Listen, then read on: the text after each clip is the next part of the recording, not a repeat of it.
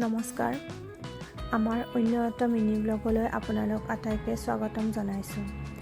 আজি শুই উঠিয়ে তাই স্কুল যাব ওলাইছে। ইফালে স্কুল যোৱাৰ টাইম হোৱাই নাই।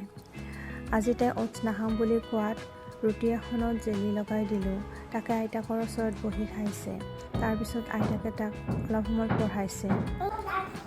গা ধুৱাই স্কুল যাবলৈ তাইক ৰেডি কৰি দিলোঁ। স্কুল যাবলৈ পালে তাই খুব ফূৰ্তি পায়। পিছত বাই বাই দি স্কুল গ'ল। স্কুল মানে অংগনবাড়ী কেন্দ্ৰ।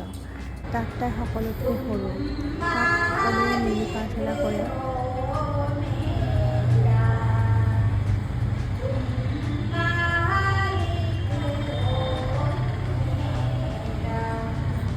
আজি বিস্কুট দিছে।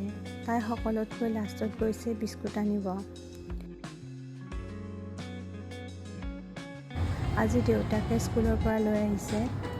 তাৰপিছত আইতাকৰ লগত কিছু সময় খেলিছে আৰু ভাতকেইটা খাই তাই শুই দিলে। সন্ধিয়া চাকি দিওঁতে তাইও লগত চাকি দিবলৈ যায়। ৰাতি দেউতাকে ৰুটি খুৱাই দিয়ে। পিছত তাই শুই যায়। আজিলৈ ইমানেই। ধন্যবাদ।